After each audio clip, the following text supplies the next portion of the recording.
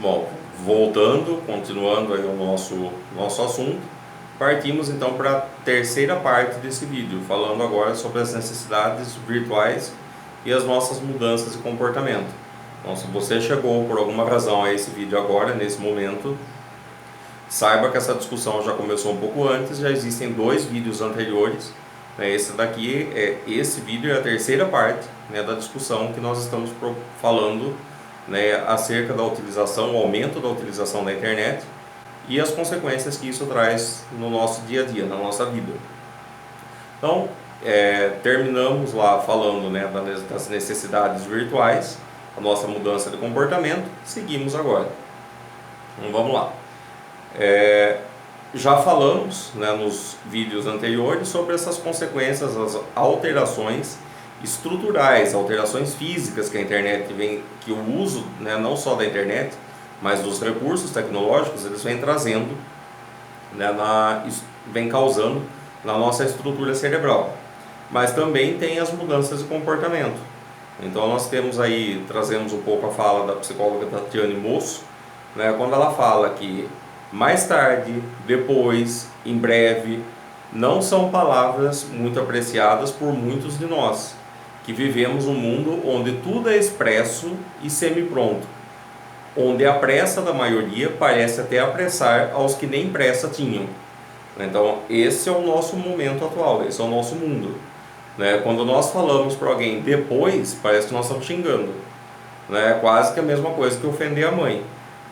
Porque ninguém mais quer esperar nada, tudo é imediato, tudo é urgente, tudo tem que ser feito agora, tudo tem que ser resolvido instantaneamente. Nós vivemos o momento do imediatismo, tudo tem que ser resolvido com a velocidade quase que da luz. E esse senso de urgência que vem em decorrência, dessa nossa mudança de comportamento, essas alterações que a internet vem trazendo, elas precisam ser pensadas, porque de fato tudo é urgente, ou são urgências que nós criamos para justificar talvez um vazio existencial. A gente entra um pouco em questões filosóficas, em questões psicológicas, mas é isso. De repente toda essa urgência, todo esse imediatismo, toda essa necessidade de exposição constante, que as redes sociais trazem, elas são válvula de escape, elas agem como fuga, são válvulas de escape, para um mundo aparentemente melhor, porque o nosso mundo real pode não estar muito bom. De fato, o nosso momento, como a gente diz, frases das próprias mídias sociais, mas é verdade, se você ainda não surtou em 2019, você não está vivendo esse ano direito, volte e viva de novo, porque o nosso momento é conturbado. Então a nossa realidade ela é pesada, o nosso momento traz complicações. Então as redes sociais elas agem quase que como fuga, a essa realidade difícil. Então nós partimos para um universo paralelo. Lembra lá do desenho do Fantástico Mundo de Bob? Os mais experientes aí vão se lembrar. As redes sociais, elas quase que são um Fantástico Mundo de Bob.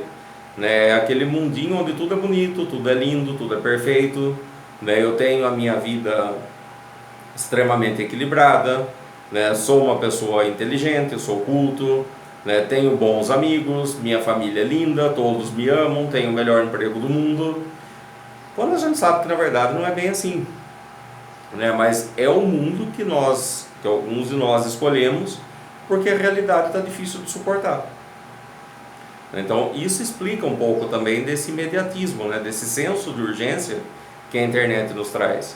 É urgente porque a minha realidade urge, eu não aguento viver a minha realidade. Então eu preciso de um mundo, de um universo onde as coisas estejam mais sob o meu controle.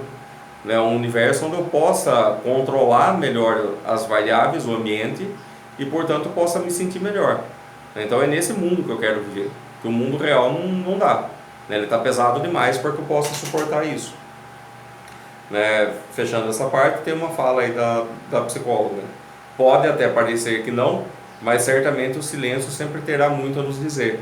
Esse é um outro grande problema da grande parte das pessoas hoje em dia, que é não conseguir conviver com o seu próprio silêncio. E aí a gente vê as pessoas, né, dentro do ambiente de trabalho, né, ao nosso redor, cada vez mais barulhentas. Né? As pessoas têm que colocar aquelas malditas notificações de mensagem do celular no último volume. Até para digitar tem barulho de notificação. Né? Cada mensagem que chega é uma notificação. E a pessoa passa o dia conversando naquilo e você é obrigado a conviver com ela o dia inteiro, te infernizando a vida, né, com essas malditas notificações que não servem para nada. Quer dizer, a gente acha que não serve, mas a explicação está aí. Né? A pessoa não consegue se ouvir. Ela não consegue conviver com o próprio silêncio, porque ela não consegue entrar em contato com ela mesma.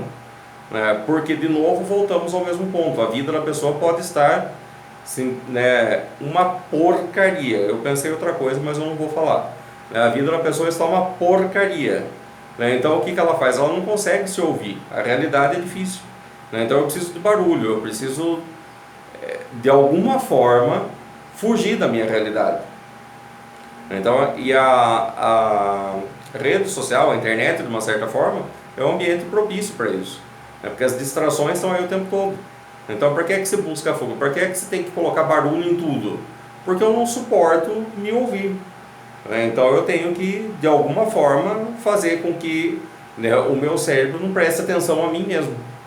Né? Isso tem, tem esse outro lado, essa outra explicação. Trazemos aí da psicóloga, mas também já foi assunto de muitas sessões de terapia minha. Sim, eu faço há mais de 10 anos, né, e conversas também com estudantes de psicologia, com profissionais da área de pedagogia.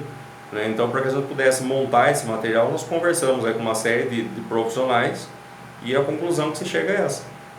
Né, é um mundo que é projetado para nos tirar da realidade, né, porque a gente não suporta viver esse momento que nós estamos passando. E por não suportar, né, essa realidade, existe um outro fenômeno, né, que também surgiu, que é o FOMO, né, que é um acrônimo aí de Fear of Missing Out, né, que é uma expressão utilizada para designar o medo de ficar de fora. Né, Fear of Missing Out, traduzindo literalmente, é isso, é o medo de ficar de fora. Quando isso ocorre, o que isso significa? Tem ali, né, até uma ilustração ali, um desenho, né, do comprimidinho com a caixa do Facebook, porque é bem isso, né? São pílulas de redes sociais. É o pânico que surge quando uma rede social cai. E a gente observa isso quando o Facebook fica fora do ar, quando o WhatsApp sai do ar. É um pânico generalizado, parece que está acontecendo o fim do mundo. As pessoas se desesperam, correm para outras redes sociais que estão funcionando para reclamar daquela que parou. Né? Agora, o ápice né, da histeria coletiva é se todas pararem ao mesmo tempo. Aí deve ter gente pensando, inclusive, em se matar. Né? Porque não dá para suportar viver a realidade. Né? Eu preciso do mundo virtual, eu preciso desse mundo controlado. Né? Eu preciso desse mundo onde eu sou feliz. Né? O mundo real, onde a minha vida é uma porcaria, não dá. Então esse medo de ficar de fora é o que faz com que você tenha que ficar o tempo todo postando sua vida. Né? São as celebridades do momento. Né? Vai para um barzinho com os amigos, ao invés de curtir o momento com o amigo, está postando foto. Né? Tá postando foto do prato, está postando foto do amigo, está conversando. Não vive o momento. Né? Por quê? Eu não posso ficar de fora. Aí tem também um outro lado, né? Que é o da exposição, é o fetichismo. Né? Eu tenho que me expor, a minha vida é interessante. As pessoas querem saber da minha vida. Né? Será que querem mesmo? Né? Será que a minha vida de fato é tão importante assim? Se ela fosse de fato tão importante, eu não precisaria ficar mostrando. Né? Isso já são questões, não é crítica, pessoal. Não estou criticando uma pessoa especificamente, tá? Não levo por esse lado, não. São reflexões. Até porque de vez em quando todos nós nos pegamos fazendo isso. Então é mais uma reflexão, é uma autocrítica, para que nós possamos pensar, né, nessas questões. Né? Então, assim, exceto se o seu trabalho é relacionado diretamente às mídias sociais, né, e ela ficou fora do ar, então isso vai te trazer uma consequência imediata. Mas se você não trabalha com isso, dá para sobreviver alguns minutos, algumas horas sem Facebook, sem WhatsApp e acredito, o mundo continua. Né? O mundo não vai acabar porque a rede social saiu do ar por alguns minutos. Né? Esse fenômeno é o medo de ficar de fora. Né? Não dá. Então isso surgiu, desculpa, né, com essa questão da utilização da internet e esse aumento de exposição e essa nossa própria insegurança, ansiedade e angústia de viver o momento presente. Bom, vamos partir um pouquinho para privacidade e manipulação de dados. Já que estamos falando em Facebook, né, vamos entrar aí numa outra discussão que envolve o Facebook, mas agora voltando um pouco para vazamento de dados, não só vazamento, como infelizmente manipulação dos nossos dados sem o nosso consentimento. O escândalo mais recente, né, que veio à tona aí, em 2018, foi o emblemático vazamento da Cambridge Analytica, né, que foi exatamente o fato que deu origem ao documentário Privacidade Hackeada. Como que isso acontece? Quem é a Cambridge Analytica? É uma empresa de análise de dados, né, contextualizando aí para tornar mais próximo do nosso dia a dia, ela foi a empresa responsável pela campanha, né, e da eleição do Trump em 2016 e também pela campanha do Brexit, né, que é a saída do Reino Unido da União Europeia, que até hoje não se concretizou, né, até hoje é polêmica, até hoje é controvérsia. A empresa ela é de propriedade do bilionário americano Robert Mercer e na época era presidida por Steve Bannon. Steve Bannon é uma figurinha conhecida aí no meio político, principalmente na extrema direita, né, por algumas posições um tanto quanto extremas, vamos colocar assim, porque não é nosso objetivo aqui falar em política, né, mas é uma figura bastante conhecida aí nos meios políticos. Qual foi a acusação que pesou sobre o Facebook? Né, essa empresa comprou informações pessoais, ou seja, nossas informações do Facebook, para criar um sistema que permitiu influenciar a escolha dos eleitores nas urnas. Isso não sou eu que estou dizendo, tá? São investigações que foram feitas pelo The Guardian, que é o maior jornal aí do Reino Unido, e pelo New York Times. Então, não sou eu, professor Bellini, que estou falando isso. Eu estou reproduzindo tudo aquilo que foi divulgado na mídia e que se vocês derem uma pesquisada aí, vocês vão encontrar. Como esses dados foram pegos, né? Como é que eles foram parar na mão dessa empresa e como é que essa influência aconteceu? Esses dados foram roubados, né? Quer dizer, foi um roubo de informações que aconteceu no Facebook? Não. Isso é que é o mais preocupante. Não foram dados roubados, né? Foram dados que nós, eu, você e tantos outros usuários por aí, concordamos em ceder ao Facebook. Ele nos sacaneou, tudo bem, é verdade, né? Ele nos sacaneou no sentido de que ele disse meias verdades, né? Ele falou que essas informações elas seriam utilizadas para fins acadêmicos e não foram. É uma meia verdade porque toda essa história aconteceu, né, com um joguinho, com um aplicativo que se chamava lá This is your digital life, né, ou essa é sua vida digital. Os usuários, né, principalmente os americanos, eles foram estimulados a fazer pequenos testes de personalidade. Sabe aqueles testezinhos que o pessoal adora fazer no Facebook? Né? Veja aqui tal coisa, teste sua personalidade, veja não sei o que. Tem zilhões de testes no Facebook, aparentemente inocentes, mas toda essa polêmica surgiu exatamente com um desses testes supostamente inocentes. Quando a pessoa ia fazer esse teste, ela concordava em ceder seus dados para fins acadêmicos, porque existia de fato né, uma entidade acadêmica. Esse aplicativo ele foi desenvolvido por Alexander Coogan, né, que era um pesquisador da Universidade de Cambridge, né, daí a empresa depois, a Cambridge Analytica, né, e todo esse escândalo fica conhecido aí pelas siglas CA, né, vem aí da empresa Cambridge. O que se propunha esse jogo? Era uma pesquisa para fins acadêmicos que traçaria a personalidade da pessoa e as suas inclinações políticas. Então ela respondia ali algumas questões, dizia algumas coisas sobre si, e esse joguinho era capaz de identificar as tendências políticas da pessoa. Aparentemente inocente, mas imagina você ter em mãos os dados de milhões de pessoas, né, e as suas inclinações políticas dentro de uma rede social onde as pessoas estão mais suscetíveis a serem manipuladas. E foi isso que aconteceu. Então, esse aplicativo, que aparentemente era inocente e acadêmico, vendeu essa massa de dados para a empresa Cambridge Analytica, que é uma gigante, né, da inteligência artificial, do processamento de dados, de BI, Business Intelligence, né, que processou essa massa de dados, né, inicialmente foram em torno aí de 270 mil pessoas que responderam esse teste. Só que com essas 270 mil pessoas, conseguiu-se chegar ao perfil de aproximadamente 50 milhões de usuários, né? Porque foram coletados dados não somente dos 270 mil que responderam a esse joguinho, mas sim de amigos, amigos de amigos, contatos de contatos, né? Então a rede ela foi se expandindo, chegando a aproximadamente 50 milhões de usuários. Dá para ter noção que são 50 milhões de pessoas, saber o perfil, né, psicológico e intenções políticas, inclinações políticas de 50 milhões de usuários e o estrago que isso pode fazer, né? Estrago para um lado, benefício para outro. Então, com esses dados, só é possível catalogar o perfil dessas pessoas.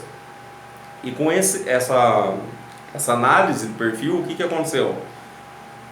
A empresa começou a disparar através do próprio Facebook mensagens, propagandas direcionadas. O que ela fez? Ela tinha o perfil, ela tinha a inclinação política da pessoa.